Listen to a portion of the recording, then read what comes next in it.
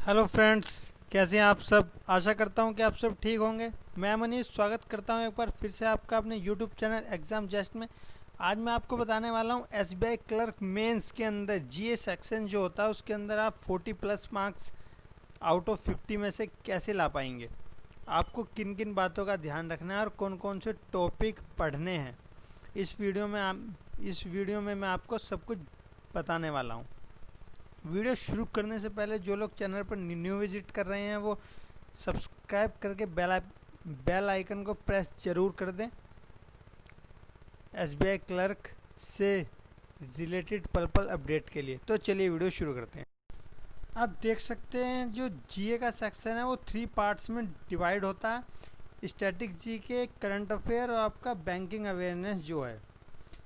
आपको जो current affair है वो सिर्फ 6 मंथ का पढ़ना है।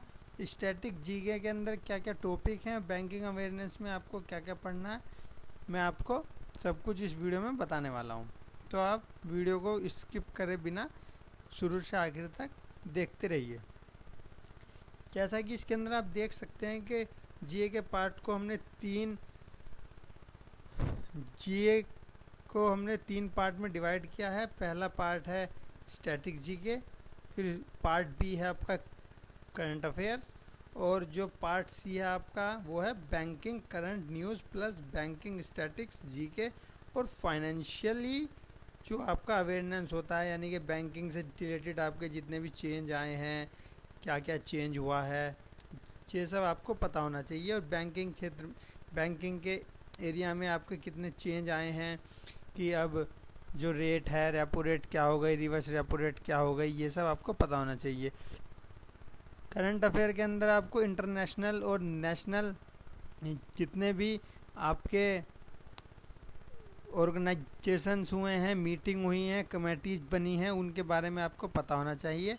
और स्टैटिक्स जीके का तो आपको पता ही है कि डैम्स, इम्पोर्टेंट डेज, सीएम वगैरह, ये सब आपको पता होना चाहिए। जनरल अवेयरनेस का जो सेक्शन है वेरी इंपॉर्टेंट है। टाइम आप इसके अंदर बचा सकते हैं और अच्छा स्कोर कर सकते हैं।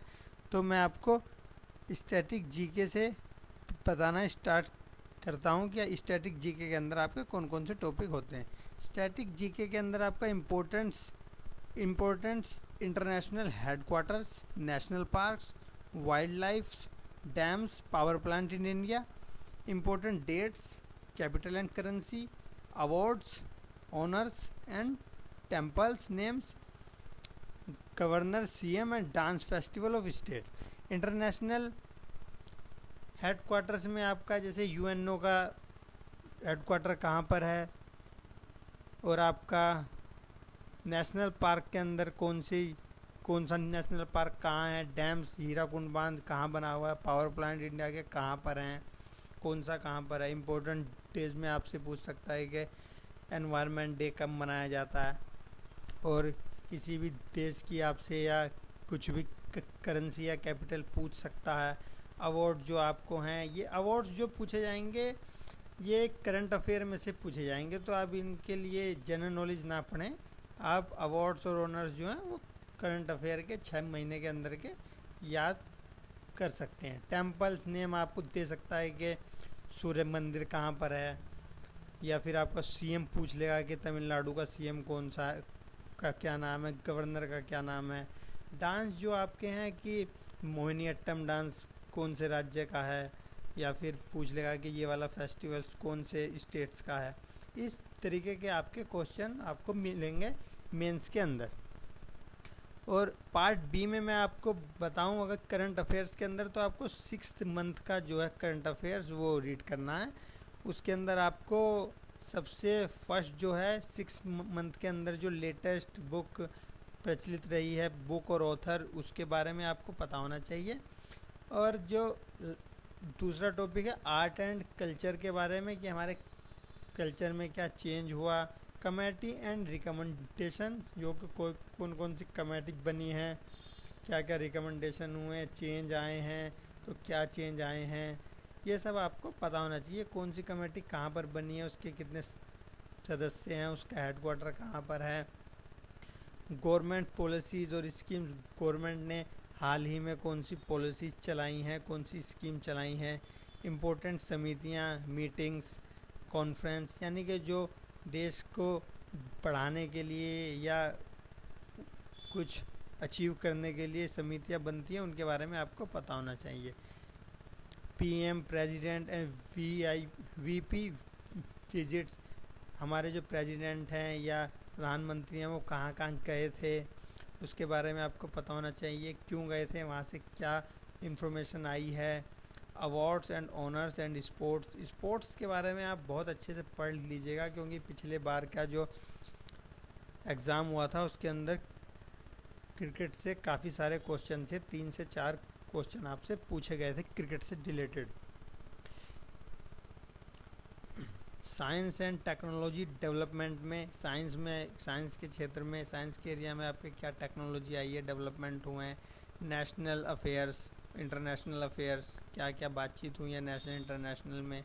People and place in the news, यानी कि कौन सा जो आदमी है वो किस न्यूज़ के लिए परिचित रहा है। अपॉइंटमेंट्स, ब्रांड एम्बेसडर्स पूछ लेते हैं कि जैसे फ़्लिपकार्ट का ब्रांड एम्बेसडर्स कौन है, या फिर ओडी का कौन है, इंडिया की जो रैंक है वो क्या है, कुछ भी दे देंगे आपको कि खुशी के लिए आपकी इंडिया की रैंक क्या है, इससे आपसे पूछे जा सकते हैं। रैंक से 1-2 क्वेश्चन आपसे ज़रूर पूछा जाएगा, और MOU और साइट से आपके बारे में ज़रूर पूछा जाता है क्वेश्चन कि इसका सिंग्स क्या है, ये सब आपसे एग्ज़ाम में ज़रूर पूछे जाते हैं, ये क्वेश्चन आपसे पूछे जाते हैं। पार्ट सी के अंदर banking current news plus banking statics, GK और फाइनेंशियल अवेयरनेस। बैंकिंग स्टैटिक्स के अंदर मैं आपको बताऊं तो बैंक हेडक्वार्टर्स कहाँ हैं, जैसे कि मैं बताऊं आपको बैंक हेडक्वार्टर्स कहाँ पर हैं। एब्रीवेशंस के अंदर आपको कोई भी शॉर्ट फॉर्म दे देंगे, जैसे CFC दे दिया, ऐसा तो नहीं देंगे, लेकिन मैं आपको एग्जांपल से बता रहा हूँ। एब्रीवेशन के अंदर आपको शॉर्ट फॉर्म दे देंगे और पूछ लेंगे कि L का मतलब क्या होता है, C का मतलब क्या होता है। तो इस तरीके से आप बैंकिंग के कुछ एब्रीवेशन भी याद कर लीजिएगा।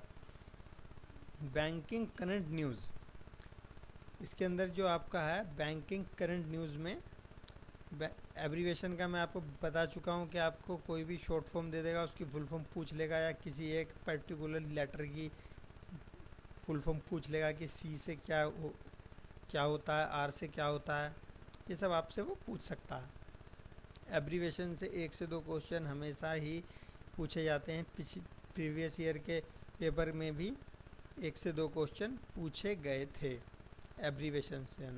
बैंकिंग करंट न्यूज़ के अंदर आपको बैंकिंग अवेयरनेस के बारे में, बैंक के बारे में क्या अरेंजमेंट हुआ, लोन्स एग्रीमेंट, यानी कि जो लोन लिए जाते हैं उनका क्या एग्रीमेंट होता है, ये सब आपको अच्छे से पता होना चाहिए, डीपली नॉलेज होनी चाहिए, क्योंकि बैंकिंग अवेयरनेस में इसमें काफ़ी डीपली सवाल पूछा जाता है, जैसे कि सर्च चार्ज कितने रुपए पे लगता है, और सेकंड शिफ्ट में आया था कि कितना सर्च चार्ज लगता है, ये सब।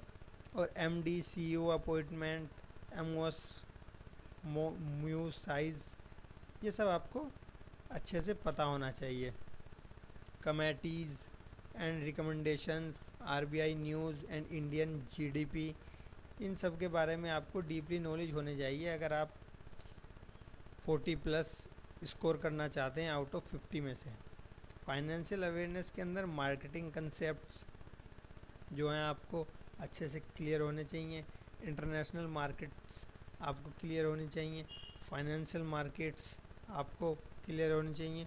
Financial organisations, term and concepts, world economics, Indian economic policy, ये सब आपको पता होना चाहिए। और मॉनेटरी पॉलिसी न्यूज़, ये बहुत इंपॉर्टेंट है। Important people related to economy, finance and banking schemes and policies etcetera. ये जितने भी टॉपिक मैंने आपको बताए हैं ये आपको कवर करने हैं अगर आप 40+ स्कोर करना चाहते हैं SBI क्लर्क के मेन एग्ज़ाम के लिए, क्योंकि ये टॉपिक जो हैं मैंने प्रीवियस ईयर के जो क्वेश्चंस थे या जो क्वेश्चन पेपर पूछे गए थे सवाल, उनके बेस पर ये मैंने रेडी किया है। तो इससे बाहर आपसे नहीं पूछा जाएगा। अगर आपने ये कंप्लीट कर लिया तो आपके निश्चित रूप से 40+ मार्क्स आ जाएंगे विद हाई एक्यूरेसी, अगर आपने इसको ठीक से कवर कर लिया तो। अगर आपको मेरी वीडियो अच्छी लगी हो तो वीडियो को लाइक करें और चैनल को सब्सक्राइब करना ना भूलें, क्योंकि सब्सक्राइब करने के बाद बेल आइकन को प्रेस करने से आपका फ़ायदा ये होगा कि जब भी मैं कोई SBI से रिलेटेड या किसी और गवर्नमेंट जॉब से रिलेटेड वीडियो अपलोड करूँगा तो आपको उसका नोटिफिकेशन सबसे पहले मिल जाएगा। इसलिए आप चैनल पर अपडेट रहने के लिए ज़रूर से ज़रूर सब्सक्राइब करके बेल आइकन को प्रेस कर लीजिए। और ये जो टॉपिक हैं बजट्स, कोविड-19 से रिलेटेड सोर्स जो आपको मिल सकता है, अड्डा, क्लाउड्स, अफेयर्स, वीडियो एटसेट्रा, इन सब से आप पढ़ सकते हैं। इन सब में अच्छा मटेरियल दिया रहता है। ये जो 2 टॉपिक हैं इनसे आपसे क्वेश्चन बन सकते हैं, बजट और कोविड-19 रिलेटेड न्यूज़, क्योंकि कोविड-19 से बहुतों की GDP में काफ़ी अंतर आया है, तो इसलिए कोविड-19 से भी 1 से 2 सवाल इस बार पूछा जा सकता है। अगर एग्ज़ाम बन गया होगा, पेपर बन गया होगा, क्योंकि 19 अप्रैल को एग्ज़ाम होने वाला था, तो नहीं संभव है कोविड-19 का, लेकिन अगर दोबारा से बनाएंगे तो कोविड-19 के 1 से 2 सवाल आ सकते हैं। Thank you for watching.